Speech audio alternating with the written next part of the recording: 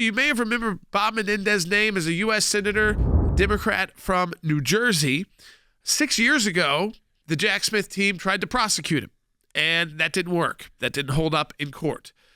Very similar charges as you're hearing today, bribery by individuals to protect them, to put certain legislation in place. This time, it's him and his wife who are being charged by protecting 3 businessmen from New Jersey and Egypt. It's the Southern District of New York. There was a raid on his home in June of 2022, nearly $500,000 in cash, 81 ounces of gold bars that value $155,000. I know, Logan, those gold bars, always of interest to you, and a luxury vehicle. Well, I mean, both of those things. Yeah, of course. Now, this is, again, the second time.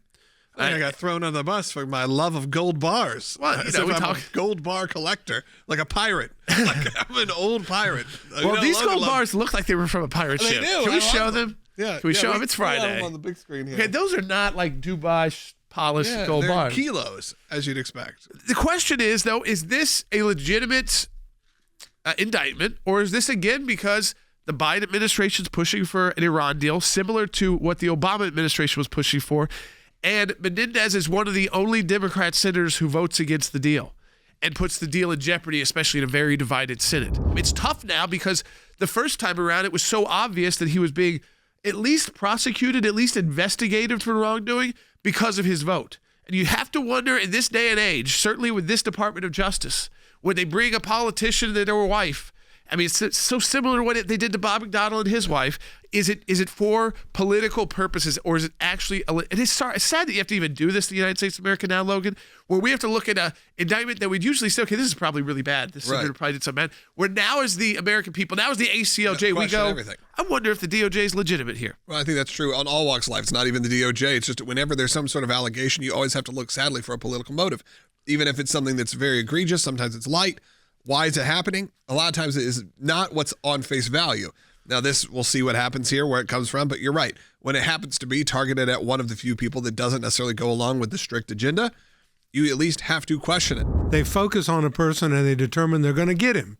And they're going to get him at all costs, whether it's McConnell or John Edwards or Renzi or, in this case, Bob Menendez. Jack Smith has made a determination that he's going to take him down. He couldn't take him down last time. Abbe Lowell stood in the way, his lawyer from Washington, D.C. I presume he'll get Abbe Lowell again to defend him in the Southern District of New York in this case.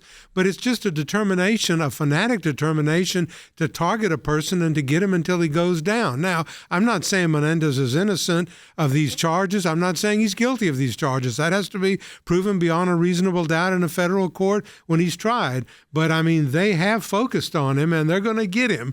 One way or another, they're not going to let him go, Jordan. You know, I'm not, again, casting judgment on whether these charges are legitimate or not. I do know that 6 years ago they tried to do this to Bob Menendez. He won in court.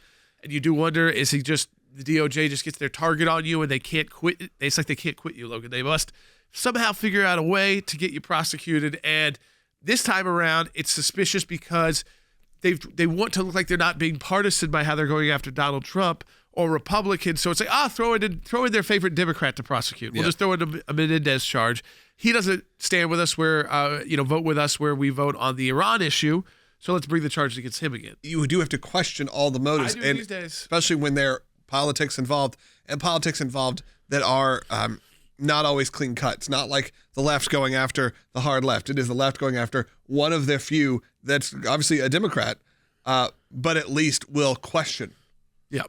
Party line. Think about, because of what Donald Trump's facing legally, they don't want you to even have a vote for him.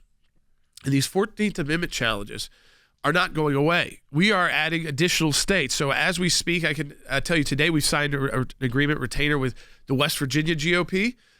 There's another state already that we're right on the edge of announcing as well. I'm not going to announce it today, so that would bring us to 4 of these. Colorado, that case is moving forward. Some of these cases are going to get dismissed, rightfully so.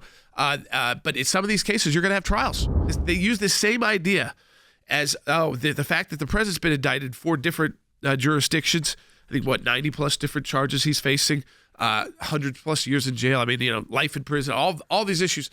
And the idea is that his poll numbers have gone up. So now they've said, well, since it looks like he's going to win the nomination, Democrats and elite Republicans in Washington, D.C. are working together to try and get him not off the ballot, but to be able to prevent from counting any votes for him on the ballot.